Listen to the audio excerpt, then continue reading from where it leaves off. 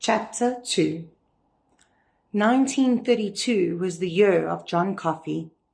The details would be in the papers, still there for anyone who cared enough to look them out. Someone with more energy than one very old man whittling away the end of his life in a Georgia nursing home. That was a hot fall, I remember that. Very hot indeed. October almost like August. And the warden's wife, Melinda, up in the hospital at Indianola for a spell. It was the fall I had the worst urinary infection of my life. Not bad enough to put me in the hospital myself, but almost bad enough for me to wish I was dead every time I took a leak. It was the fall of Delacroix, the little half-bald Frenchman with the mouse, the one that came in the summer and did that cute trick with the spool. Mostly, though, it was the fall that John Coffey came to E Block, sentenced to death for the rape-murder of the Detterick twins. There were 4 or 5 guards on the block each shift, but a lot of them were floaters.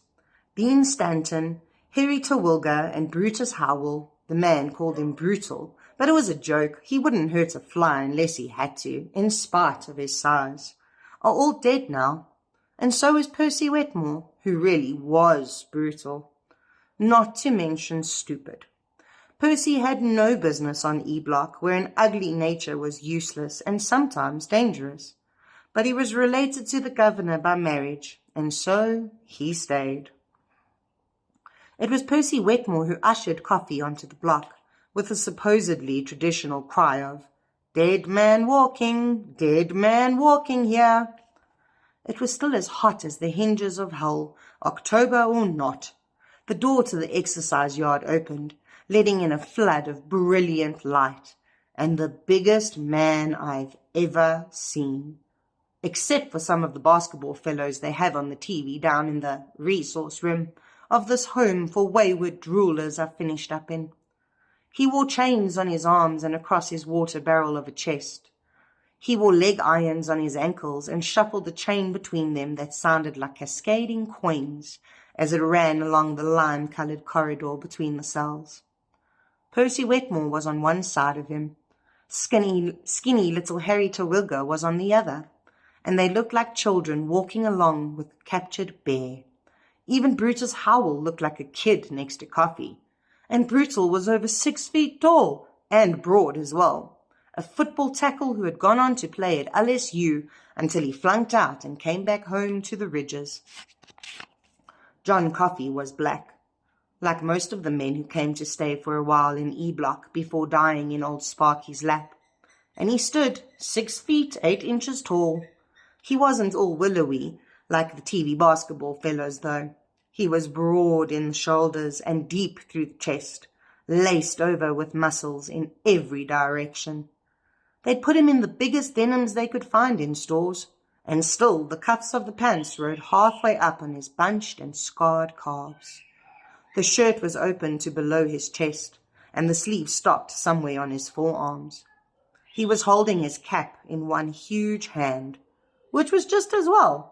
Perched on his bald mahogany ball of a head, it would have looked like the kind of cap an organ grinder monkeys wear, only blue instead of red. He looked like he could have snapped the chains that held him as easily as you might snap the ribbons on a Christmas present. But when you looked in his face, you knew he wasn't going to do anything like that. It wasn't dull, although that was what Percy thought.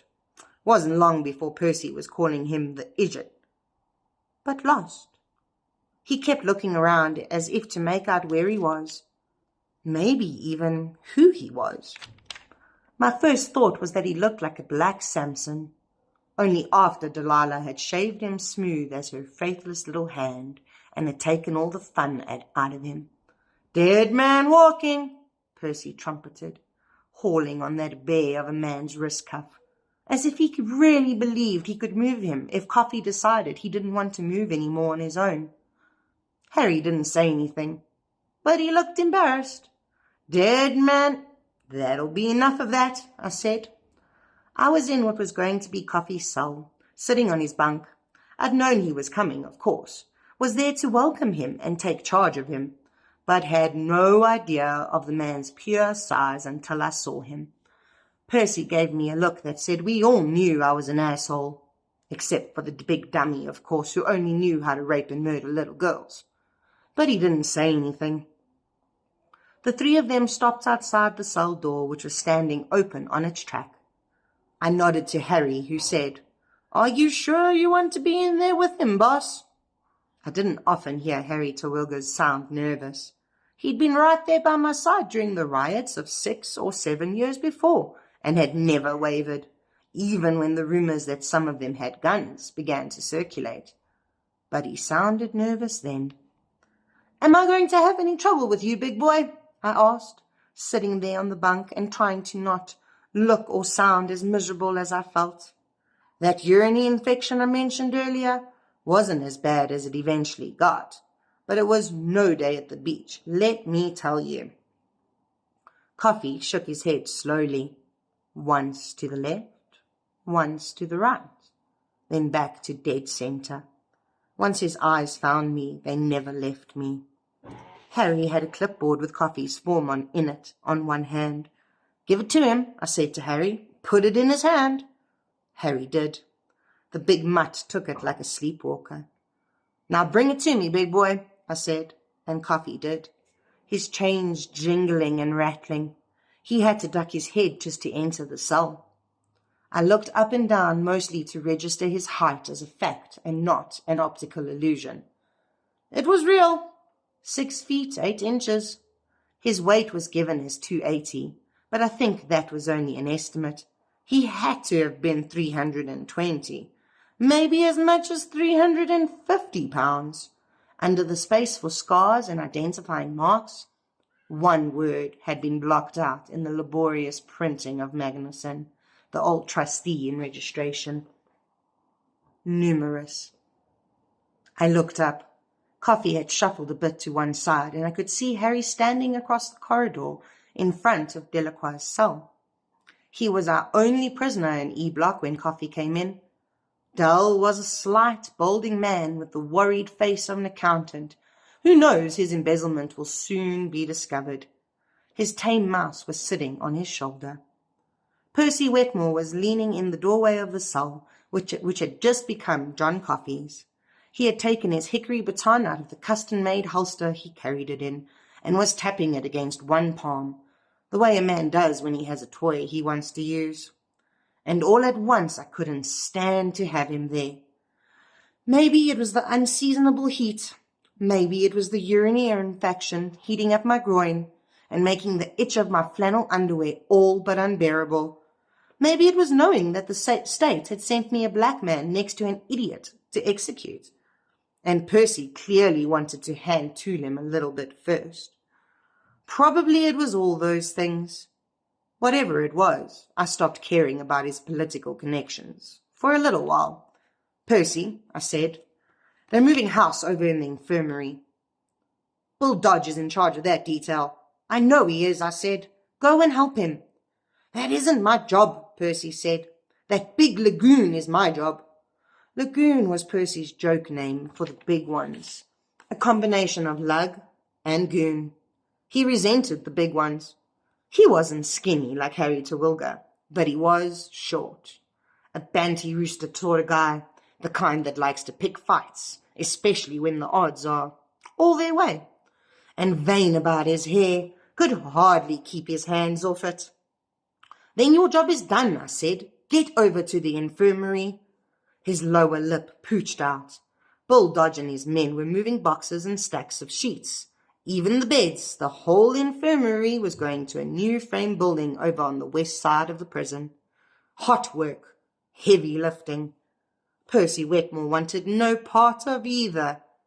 "They got all the men they need," he said. "Then get over there and straw boss," I said, raising my voice. I saw Harry once and paid no attention. If the governor ordered Warden Moores to fire me for ruffling the wrong set of feathers, who was Hal Moores going to put in my place? Percy? It was a joke. "I really don't care what you do, Percy, as long as you get out of here for a while." For a moment, I thought he was going to stick and there'd be real trouble, with Coffey standing there the whole time like the world's biggest stopped clock.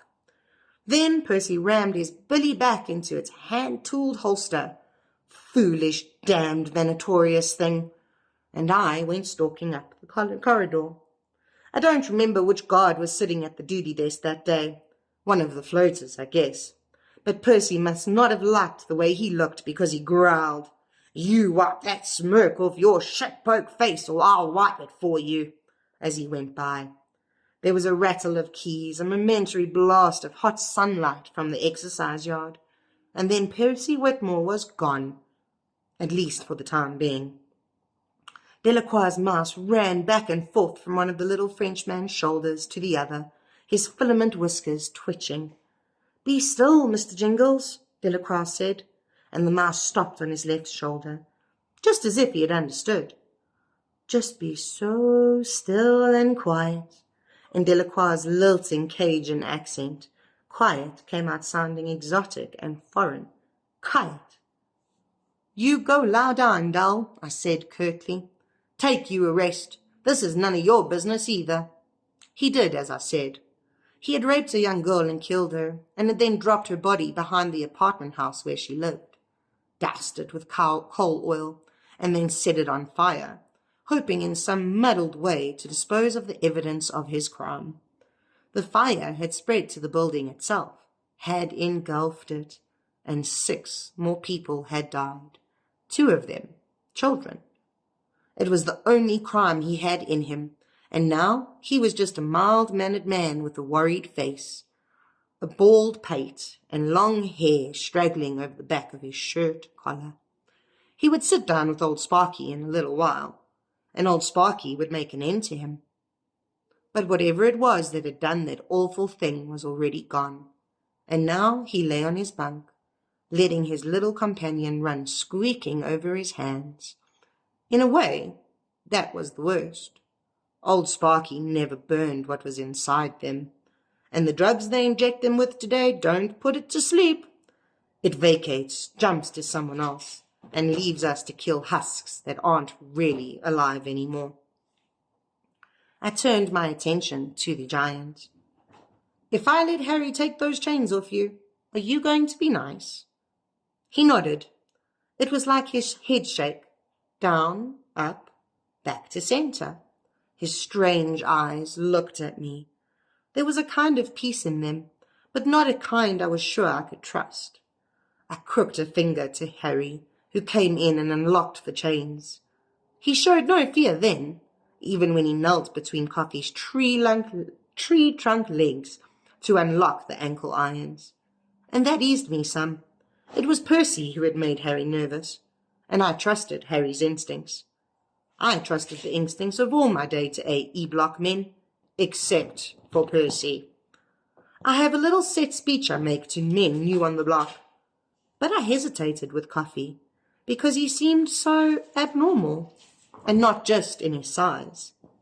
When Harry stood back, Coffey had remained motionless during the entire unlocking ceremony, as placid as a percheron. I looked up at my new charge, tapping on the clipboard with my thumb, and said, "Can you talk, big boy?" "Yes, sir, boss, I can talk," he said. His voice was deep and a quiet rumble. It made me think of a freshly tuned tractor engine. He had no real southern drawl. He said I, not I. But there was a kind of southern construction to his speech that I noticed later, as if he was from the South, but not of it. He didn't sound illiterate, but he didn't sound educated. In his speech, as in so many other things, he was a mystery.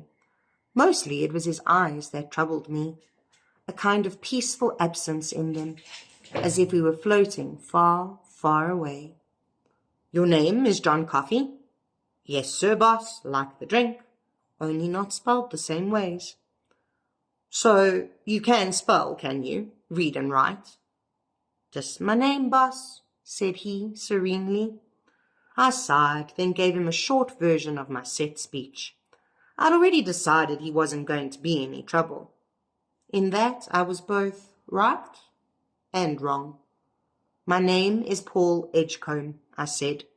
I'm the E-Block Super, the head screw. You want something from me? Ask for me by name. If I'm not here, ask this other man.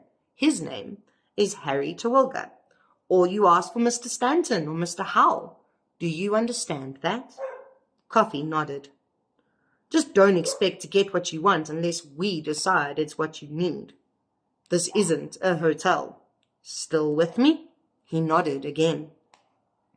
This is a quiet place, big boy. Not like the rest of the prison. It's just you and Delacroix over there. You won't work. Mostly you'll just sit. Give you a chance to think things over. Too much time for most of them. But I didn't say that. Sometimes we play the radio if all's in order. You like the radio? He nodded, but doubtfully, as if he wasn't sure what the radio was. I later found out that was true, in a way. Coffey knew things when he encountered them again, but in between he forgot. He knew the characters on Our Girl Sunday, but had only the haziest memories of what they'd been up to the last time. If you behave, you'll eat on time. You'll never see the solitary cell down at the far end, or have to wear one of those canvas coats that buttons up the back. You'll have 2 hours in the yard afternoons from 4 till 6, except on Saturdays when the rest of the prison population has their flag football games. You'll have your visitors on Sunday afternoon, if you have someone who wants to visit you. Do you, Coffey? He shook his head. Got none, boss, he said. Well, your lawyer, then. I believe I've seen the back end of him, he said. He was given to me on loan. Don't believe he could find his way up here in the mountains. I looked at him closely to see if he might be trying a little joke, but he didn't seem to be, and I really hadn't expected any different. Appeals weren't for the likes of John Coffey. Not back then. They had their day in court, and then the world forgot them until they saw a squib in the paper saying a certain fellow had taken a little electricity along about midnight. But a man with wife, children, or friends to look forward to on a Sunday afternoon was easier to control, if control looked to be a problem. Here it didn't, and that was good, because he was so damned big. I shifted a little on the bunk, then decided I might feel a little more comfortable in my nether parts if I stood up. And so I did. He backed away from me respectfully and clasped his hands in front of me. Your time here can be easy or hard, big boy. It all depends on you. I'm here to say you might as well make it easy on all of you, on all of us, because it comes to the same in the end. We'll treat you as right as you deserve. Do you have any questions? Do you leave a light on after bedtime? He asked right away, as if he had only been waiting for the chance. I blinked at him. I had been asked a lot of strange questions by newcomers to E-Block, once about the size of my wife's tits, but never that one. Coffey was smiling a trifle uneasily, as if he knew we would think him foolish, but couldn't help himself. Because I get a little scared in the dark sometimes, he said, if it's a strange place. I looked at him, the pure size of him, and felt strangely touched. They did touch you, you know. You didn't see them at their worst, hammering out their horrors like demons at a forge. Yes, it's pretty bright in here all night long, I said. Half the lights along the mile burn from 9 until 5 every morning. Then I realized he wouldn't have any idea of what I was talking about. He didn't know the Green Mile from Mississippi mud. And so I pointed. In the corridor. He nodded, relieved. I'm not sure he knew what a corridor was either, but he could see the 200-watt bulbs in their wire cages. I did something I'd never done to a prisoner before then. I offered him my hand. Even now, I don't know why. Him asking about the lights, maybe? It made Harry Terwilliger blink, I can tell you that. Coffey took my hand with surprising gentleness, my hand all but disappearing into his. And that was all of it. I had another moth in my killing bottle. We were done. I stepped out of the cell. Harry pulled the door shut on its track and ran both locks. Coffey stood where he was a moment or two longer, as if he didn't know what to do next, and then he sat down on his bunk, clasped his giant hands between his knees, and lowered his head like a man who grieves or prays. He said something then in his strange, almost southern voice. I heard it with perfect clarity, and although I didn't know much about what he'd done then, you don't need to know about what a man's done in order to feed him and groom him until it's time for him to pay off what he owes. It still gives me a chill. I couldn't help it, boss, he said. I tried to take it back, but it was too late.